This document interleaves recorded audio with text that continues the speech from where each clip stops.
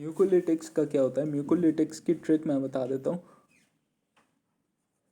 ए, B, सी और D, यही है म्यूकोलिटिक्स की ट्रिक।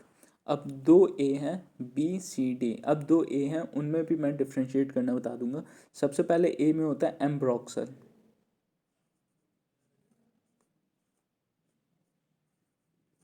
और इसका जो बी है उसे एक बार कैपिटल में लिख देता हूँ जिससे आसानी हो जाए। फिर दूसरे का होता है एसिटाइल सिस्टीन, और यहाँ पे सी कैपिटल कर देता हूँ।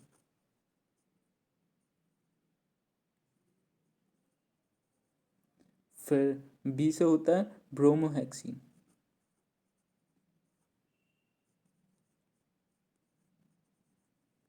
और सी से होता है कार्बोसिस्टीन,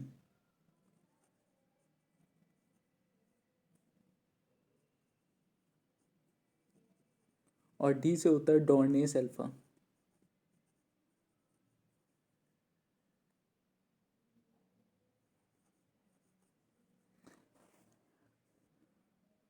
अब मैंने यहाँ पे बी को क्यों किया था, क्योंकि यहाँ पे ए और बी बनना है। ए से एम, एम, और बी से ब्रॉक्सल, ठीक है। और एसिटाइल सिस्टीन में क्या हुआ, ए से एसिटाइल और सी से सिस्टीन।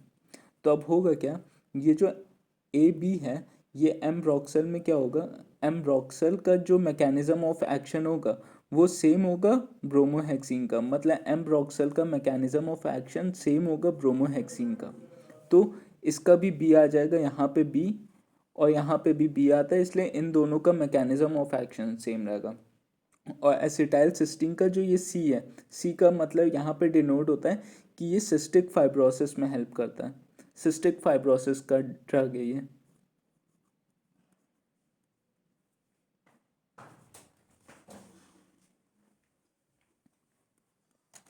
और कार्बोसिस्टीन का मैकेनिज्म ऑफ एक्शन पढ़ा नहीं जाता, और डोर्नेस अल्फा में डी आता है। डी, डी का मतलब होता है डीएनए, ये डीएनए स्प्लिटिंग में हेल्प करता है। तो बस यही ट्रिक थी। ट्रिक क्या थी, ए, ए, बी, सी और डी।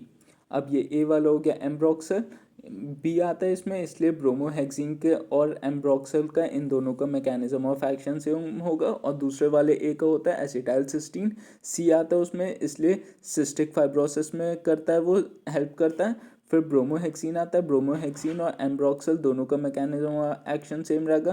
फिर कार्बोसिस्टीन, इसका मैकेनिज्म ऑफ एक्शन नहीं पढ़ा जाता है क्योंकि ये वॉयलेट हो चुका है ड्रग। और फिर डोर्नेस अल्फा आता है, डोर्नेस अल्फा का जो डी होता है वो डीएनए होता है, डीएनए को स्प्लिट करते हैं इसलिए डोर्नेस अल्फा। अब इन सब के बाद आता है फिर फेरेंजियल डेनुल्यूसेंट्स।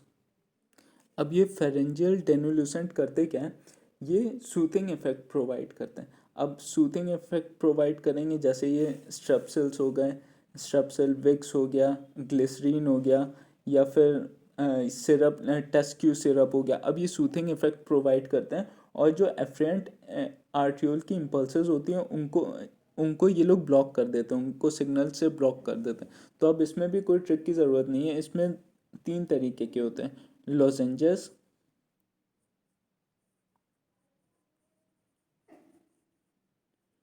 सेकंड होता है लिक्ट्यूज, और थर्ड होता है ग्लिसरीन। और इन लॉजेंजेस में स्ट्रेप्सिल्स आता है, स्ट्रेप्सिल्स या विक्स,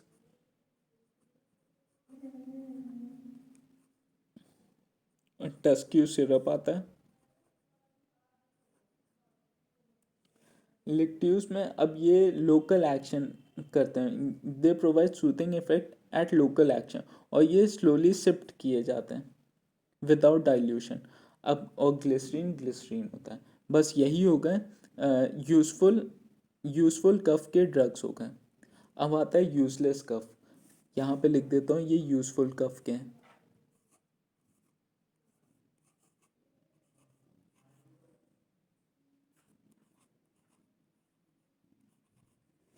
अब आएगा यूजलेस कफ।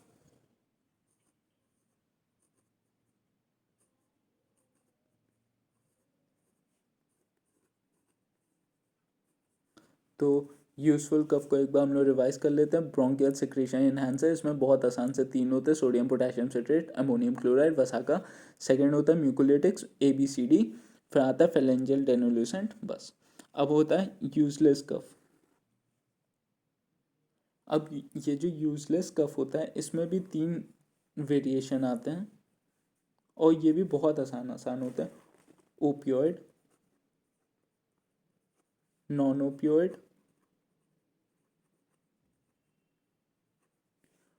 और इथाइल मॉर्फिन।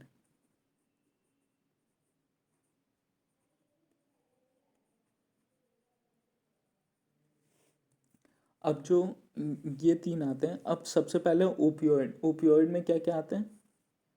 ओपियोइड में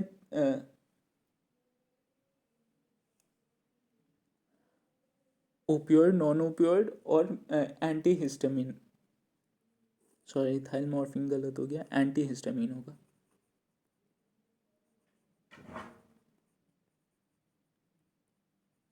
अब ओपियोइड में कौन से आते हैं? तीन आते हैं,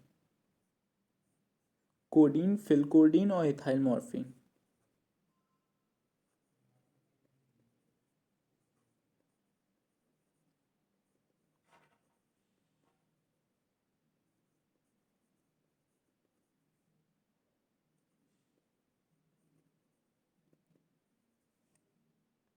अब इनको याद करने के लिए ट्रिक की ज़रूरत नहीं है। कोडीन, फिलकोडीन और इथाइल मॉर्फिन, ये तीनों टंग ट्विस्टर टाइप के हैं। कोडीन, फॉलकोडेन, मतलब ये दोनों तो ऑलमोस्ट सेम है, और इथाइल मॉर्फिन, ये तीनों राइम के साथ आ जाता है, कोडीन, फॉलकोडेन, इथाइल मॉर्फिन। अब जो नॉन ओपियोइड है इसके लिए ट्रिक की ज़रूरत होती है। इसके लिए ट्रिक क्या है? धन्नो चलो।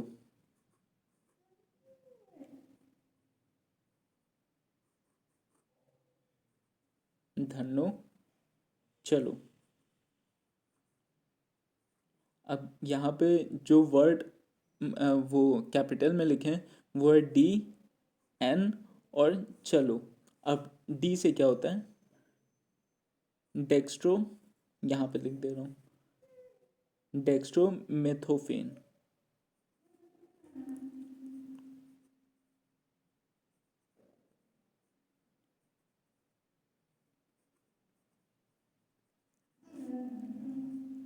एन से क्या होता है? नॉस्कोपीन।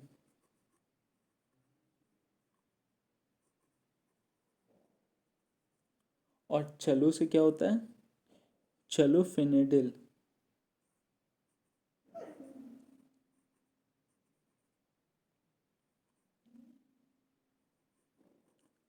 बस ये तीन है। अब इन सब की डिटेल में अगर आपको पढ़ना है तो मेरा कोर्स ज्वाइन करना पड़ेगा। अब एंटी हिस्टामिन में क्या आते हैं? इसकी ट्रिक होती है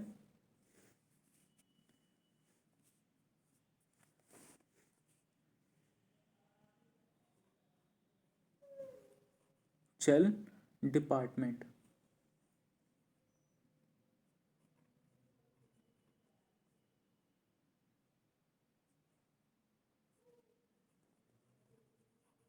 चल डिपार्टमेंट। अब चल डिपार्टमेंट में कौन कौन से वर्ड हम लोग को हाईलाइट करने हैं?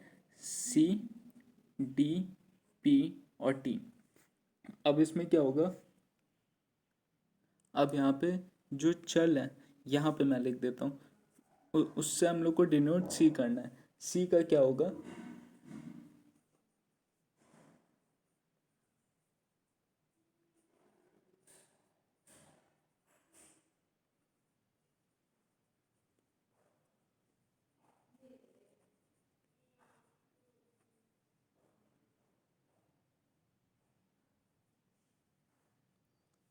डी का क्या होगा?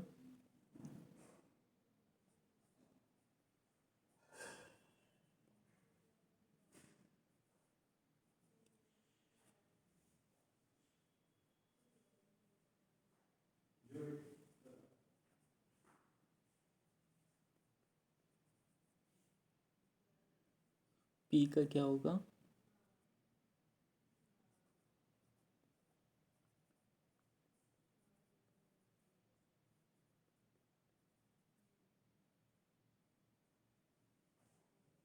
और टी का क्या होगा?